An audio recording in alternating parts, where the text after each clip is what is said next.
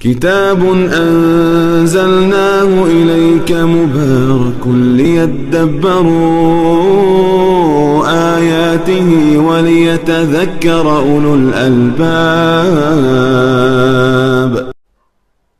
نحمده ونصلي ونسلم على رسوله الکریم اما بعد۔ ہم سورہ البقرہ کی ترکیب نحوی اور صرفی کر رہے ہیں، اور آج ہمارے سامنے ہے سورہ البقرہ آیت نمبر 216 216۔ تو دیکھیے اس کی جو ابتدا ہے وہ ہو رہی ہے ایک فعل سے، کتبہ۔ یہ فعل ماضی ہے مجہول۔ جب ہم کہتے ہیں مجہول مبنی للمجہول تو اس کا مطلب ہوتا ہے کہ یہ پیسو وائس ہے، جیسے انگلش میں پیسو وائس ہوتا ہے۔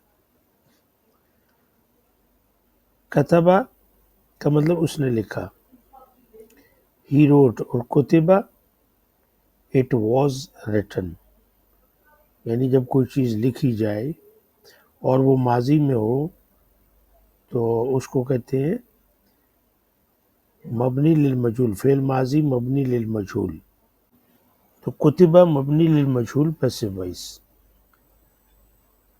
علیکم، اور اس میں جو فرق ہے وہ آپ دیکھ لیں کہ جب یہ ایکٹیو وائس ہوتا ہے تو پھر ایک فائل کی ضرورت ہوتی ہے، یعنی اس کا ایک سبجیکٹ ہوتا ہے، اور جب یہ مبنی للمجہول پیسو وائس ہوتا ہے تو اس صورت میں نائب الفاعل ہوتا ہے۔ تو اب ہم دیکھیں گے اس کا نائب الفاعل کہاں ہے۔ علیکم، اعلیٰ حرف جر ہے، اور کم ضمیر متصل ہے، مبنی اور محلن مجرور ہے چونکہ اس کے پیچھے الا آیا ہے حرف جر۔ اور آپ کو پتہ ہے جب حرف جر داخل ہوتا ہے اس میں ظاہر پہ داخل ہوگا تو وہ تو اس کی جر نظر آئے گی، لیکن جب وہ کسی ضمیر کے اوپر داخل ہوگا تو ضمائر تو آپ کو پتہ ہے نا کہ وہ مبنی ہوتے ہیں۔ مبنی کا مطلب ہے کہ وہ اپنی شکل کو چینج نہیں کرتے، تو پھر ہم ان کو محلن مجرور کہتے ہیں جب ان کے پیچھے کوئی حرف جر آتا ہے۔ تو یہ کم جو ہے یہ محلن مجرور ہے، اور میم کے اوپر جو پیش نظر آ رہی ہے یہ پہلے بھی میں بتا چکا ہوں کہ یہ منع التقاء ساکنین ہے، یعنی دو ساکن جب اکٹھے ہوتے ہیں تو ان کا اکٹھا نہ ہونا مقصود ہوتا ہے۔ تو وہ اسی وقت ممکن ہے کہ جب ان میں سے کسی ایک کے اوپر کوئی حرکت دی جائے۔ تو میم بھی ساکن تھا، اس کے بعد ہے حمزۃ الوصل، تو اس کے بعد لام ساکن تھا، تو حمزۃ الوصل نے میم کو لام سے ملانا تھا۔ تو چونکہ میم ساکن تھا تو اس لیے اس کے اوپر آپ نے پیش دے دی، تو آپ نے کہا علیکم القتال۔ یہ قتال جو ہے اس کا وزن آپ دیکھیں فعال ہے، اور اس کا جو ثلاثی مجرد ہے وہ ہے قتل، تو یہ فعال کے وزن پہ ہے۔ اور باب مفاعلہ میں، باب مفاعلہ کے مصدر مفاعلہ کے وزن پہ بھی آتا ہے، فعال کے وزن پہ بھی آتا ہے۔ تو اس کا جو فعل ہے وہ ہے قاتل یقاتل، مقاتل اس میں فاعل ہے، مقاتل اس میں مفعول ہے، اور قتال اس کا مصدر ہے۔ یعنی اس کا کیا مطلب ہوتا ہے؟ یعنی جہاد، جنگ، لڑائی۔ تو لام کے اوپر پیش کیوں ہے؟ چونکہ یہ نائب الفاعل ہے، تو نائب الفاعل مرفوع ہوتا ہے، جیسے فاعل مرفوع ہوتا ہے اسی طرح نائب الفاعل مرفوع ہوتا ہے۔ تو یہ ایک جملہ استئنافی ہے، ایک نیا جملہ ہے۔ مطلب کیا ہوگا کہ کتبہ فرض کر دیا گیا، کیا فرض کیا گیا؟ القتال، یعنی جہاد فرض کر دیا گیا، علیکم تم پر جہاد فرض کر دیا گیا۔ وَهُوَ كُرْهٌ لَكُمْ، واو کیا ہے؟ یہ واو حالیہ ہے، اور ہوا آپ کو پتہ ہے ضمیر منفصل ہے، یہ جو ہم ایک عربی کا کورس کر رہے ہیں تو اس میں ہم نے ضمائر بھی پڑھے ہیں نا، ضمائر متصلہ اور منفصلہ، یہ بڑے ضروری ہیں۔ اس کا میں لنک یہاں پہ آپ کو دے دوں گا، تو اس پہ کلک کریں اور ایک دفعہ اس کو دہرا لیں۔ تو ہوا جو ہے یہ ضمیر منفصل ہے، مبنی ہے۔ مبنی کس پہ ہے؟ فتح پہ، واو کے اوپر زبر ہے۔ اور محلن مرفوع ہے چونکہ مبتدا ہے۔ میں نے محلن کیوں کہا؟ اس لیے کہ یہ مبنی ہے۔ تو جو چیز مبنی ہوتی ہے وہ اگر مجرور ہو، منصوب ہو، مرفوع ہو تو وہ محلن ہوگی، یعنی فی محل جر ہوگی، فی محل نصب ہوگی، فی محل رفع ہوگی۔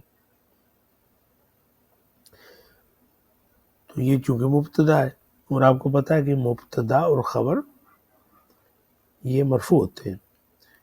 تو کرہن آپ دیکھیں یہاں پہ یہ بھی مرفوع ہے، تنوین آپ کو نظر آ رہی ہے چونکہ نکرہ ہے، مرفوع بالضمہ الظاہرہ۔ اس کی وجہ یہ ہے کہ یہ خبر ہے۔ وہوا یعنی قتال کی طرف ہے، اور واو حالیہ ہے، حالانکہ اس کا ہم ترجمہ کریں گے حالانکہ وہ ناگوار، کرہن یعنی وہ چیز کہ جس کو دیکھ کر کراہت محسوس ہو، جس میں آپ کراہت محسوس کریں، جس میں آپ ناگواری محسوس کریں، جو چیز آپ کو پسند نہ ہو، جو چیز آپ کو اچھی نہ لگے، تو وہ ہوتی ہے کرہن۔ تو یہ جو قتال ہے، جہاد ہے، یہ ناگوار ہے لکم تمہارے لیے۔ لام حرف جر ہے اور کم ضمیر متصل ہے، مبنی اور محلن مجرور ہے چونکہ اس کے پیچھے حرف جر ہے۔ اب ترجمہ اس پورے کا کیا ہوا کہ تم پر جہاد فرض کیا گیا ہے حالانکہ وہ تمہیں ناگوار ہے۔ وعسا، اس میں دیکھیں واو استئناف، عسا اس کو کہتے ہیں فعل ماض جامد، فعل ماضی ہے لیکن جامد ہے۔ جامد جب کوئی فعل ماضی ہوتا ہے تو اس کا مطلب یہ ہے کہ نہ تو اس کا کوئی فعل مضارع ہے، نہ ہی اس کا کوئی فعل امر ہے، بس اس کا صرف اور صرف فعل ماضی ہے۔ تو یہ واحد مذکر غائب کا صیغہ ہے عسا۔ تو اس کو ہم کیا کہیں گے؟ فعل ماض مبنی علی الفتحہ المقدرہ علی الالف للتعذر۔ یہ جو آپ کو چھوٹی سی یا نظر آ رہی ہے نا، دراصل یہ یا نہیں ہے، یہ الف ہے، یہ الف مکسورہ ہے، اور الف مکسورہ کے اوپر نہ کوئی حرکت پڑی جا سکتی ہے، نہ اس کے نیچے کوئی حرکت آتی ہے، تو اس لیے ہم تعذر کہتے ہیں، ہمارے پاس عذر ہے۔ اور اس کا نارمل جو ترجمہ ہے اردو میں ہم کہتے ہیں ہو سکتا ہے، ممکن ہے۔ ان، یہ ان کیا ہے؟ یہ حرف نصب ہے، یہ وہ حرف نصب ہے جو فعل مضارع پہ داخل ہوتا ہے تو اس کو نصب دیتا ہے، اس کو منصوب کر دیتا ہے۔ تو یہی دیکھیں کہ یہ تکرہو کیا تھا اصل میں؟ یہ تھا تکرہونا، یہاں پہ کیا لکھا ہے؟ تکرہونا۔ یہ جمع مذکر مخاطب کا صیغہ ہے، اس کا مطلب یہ ہوگا کہ تم سب لوگ کراہت کرتے ہو، تمہیں یہ ناگوار گزرتا ہے، تو یہ تکرہونا ہے۔ ان لگائے نا تو ان جو ہے یہ فعل مضارع کو کیا کرتا ہے؟ نصب دیتا ہے۔ آپ دیکھتے ہیں کہ یہ جو آپ کے سامنے یہ نون ہے، یہ جو نون آپ کو نظر آ رہا ہے، اس کو کہتے ہیں نون اعرابی، اور یہ افعال خمسہ میں یعنی فعل مضارع میں 5 ایسے افعال ہیں جن میں یہ رفع کی علامت بنتا ہے۔ عام طور پہ آپ نے دیکھا ہوگا نا کہ کوئی چیز جب مرفوع ہوتی ہے تو ضمے کے ساتھ ہوتی ہے، لیکن یہ جو 5 مضارع کے افعال ہیں جن کو افعال خمسہ کہتے ہیں، یہ مرفوع تو ہوتے ہیں لیکن یہ مرفوع اس نون کے ساتھ ہوتے ہیں، تو پتہ یہ چلا کہ یہ نون ان کے رفع کی نشانی ہے۔ اب چونکہ ان سے اس نے حالت نصب میں جانا ہے، تو پہلا تو جو اصول ہوگا وہ یہ ہے کہ یہ اس نون کو ہٹائیں۔ بھائی نون کو کیوں ہٹائیں؟ اس لیے کہ یہ تو رفع کی نشانی ہے۔ یہ کیا ہو گیا؟ یہ ہے تکرہون۔ تو جب اس کا نون ہٹائیں گے تو یہ آپ کے سامنے اس کی شکل ایسے بن جائے گی، تکرہو۔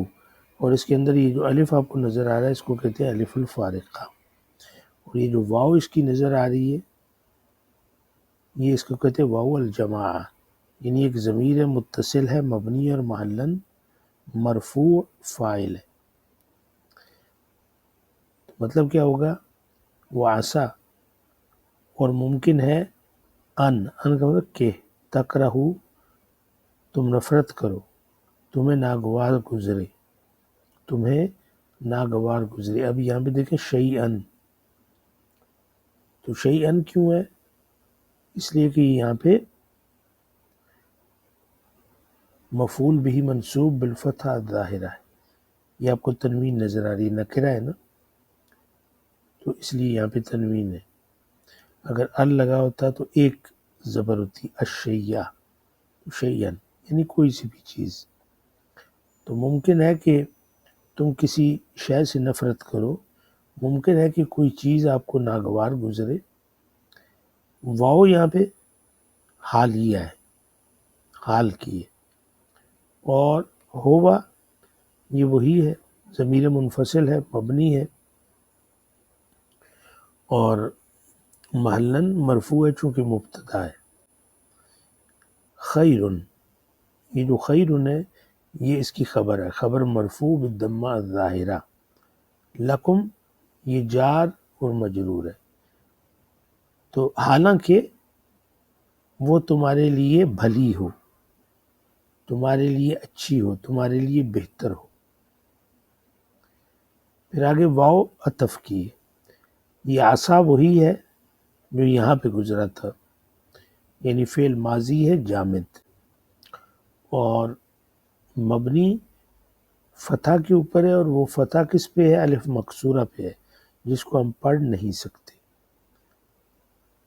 ان یہ وہی حرف نصب ہے، تحبو، تو یہ جس طرح یہاں پہ تکرہو ہے نا، تو اسی طرح یہ اصل کلمہ تھا تحبونا، تو یہ احبا یحبو، یہ باب افعال ہے، اصل میں ہے احببا یحببو، لیکن چونکہ دو با ہے تو وہ مدغم ہو گئی، ایک دوسرے سے مل گئی، تو بن گیا احبا یحبو، یعنی پسند کرنا۔ تحبونا تم سب پسند کرتے ہو، تو چونکہ یہاں پہ ان ہے، نصب کا ہے، تو نون گرے گا، نون گر گیا، اور یہ الف لگا دیا الف الفارقہ۔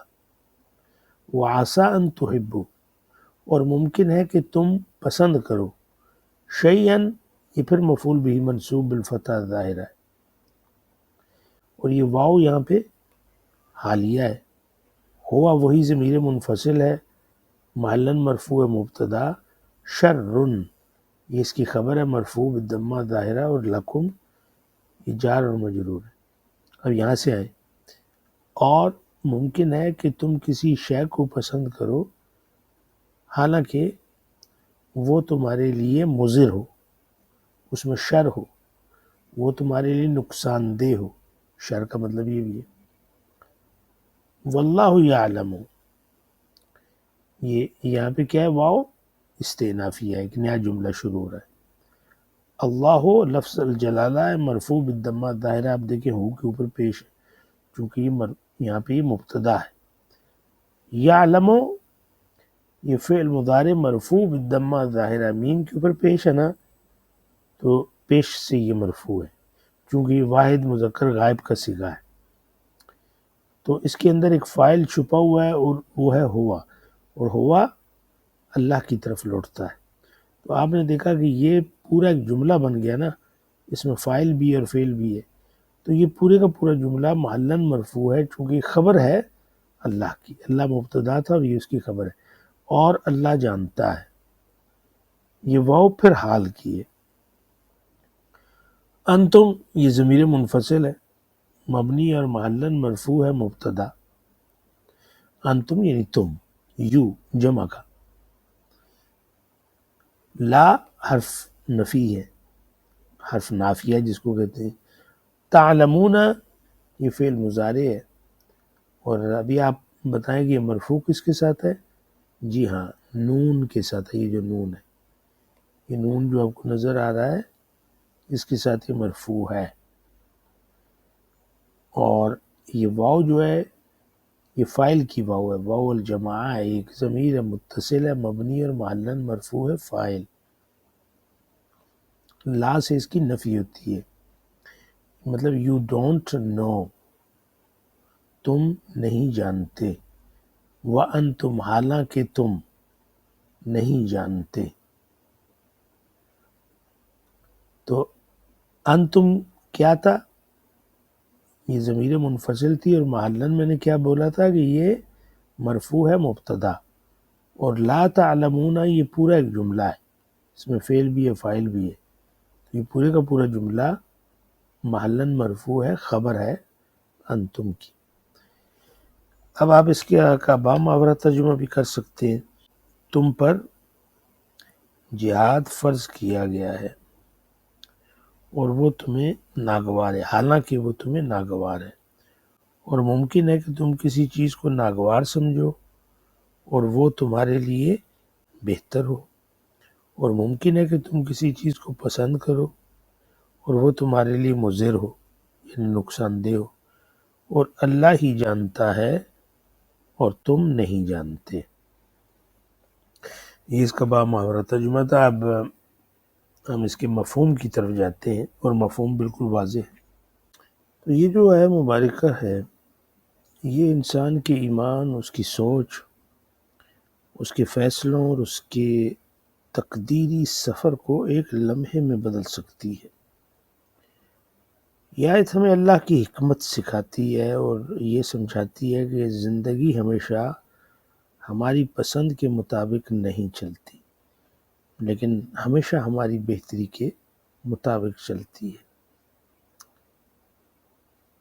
اور یہ آیہ مبارکہ میں بتاتی ہے کہ اللہ تخلیق کرتا ہے، وہ خالق ہے، اس نے ہمیں پیدا کیا ہے، وہ ہمیں اس دنیا میں لایا ہے، اور یہ وہ رب ہے جو تخلیق کر کے چھوڑتا نہیں ہے. اس لیے ہم کہتے ہیں کہ آپ کی زندگی کا جو بیسٹ پلانر ہے وہ آپ کا رب ہے. یہ آیت ایک حقیقت سمجھاتی ہے جو ایمان کی بنیاد ہے. ہمارے چاہنے نہ چاہنے سے فیصلہ نہیں ہوتا، اللہ کی حکمت سے ہوتا ہے. یہ آیت اس وقت نازل ہوئی جب مسلمانوں کو پہلی مرتبہ باقاعدہ جنگ کا حکم دیا گیا. تو جنگ ایک سخت چیز ہے، جنگ کا خوف، جان کا خطرہ، نقصان کا اندیشہ، کوئی بھی دل چاہ کر جنگ نہیں کرتا.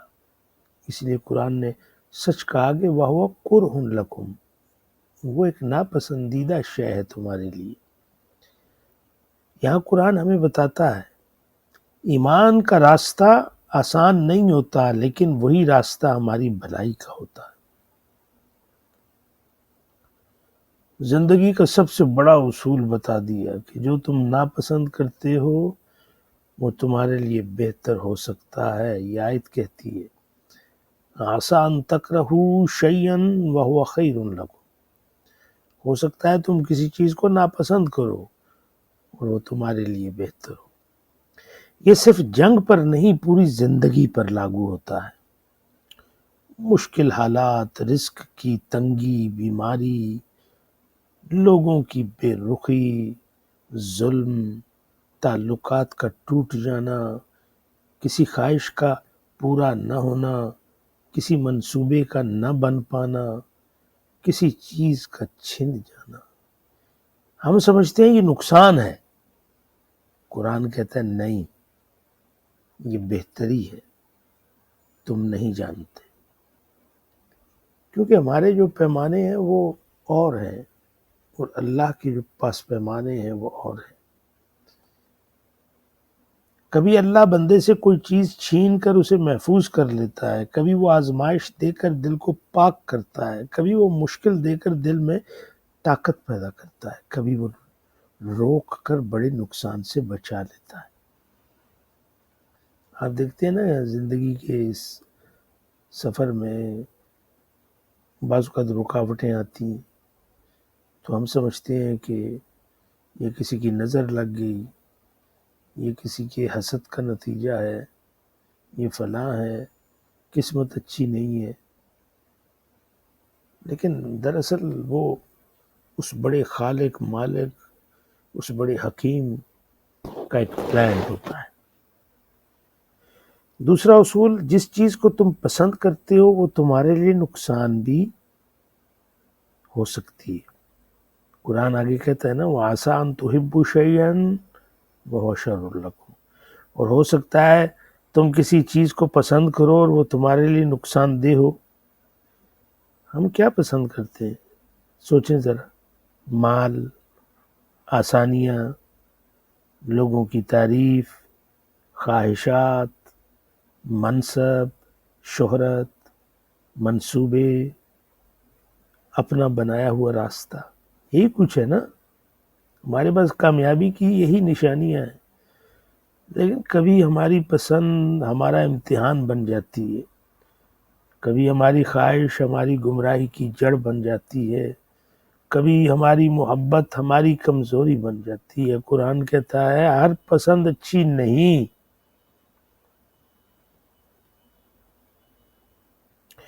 قرآن کہتا ہے ہر پسند اچھی نہیں، ہر ناپسند بری نہیں۔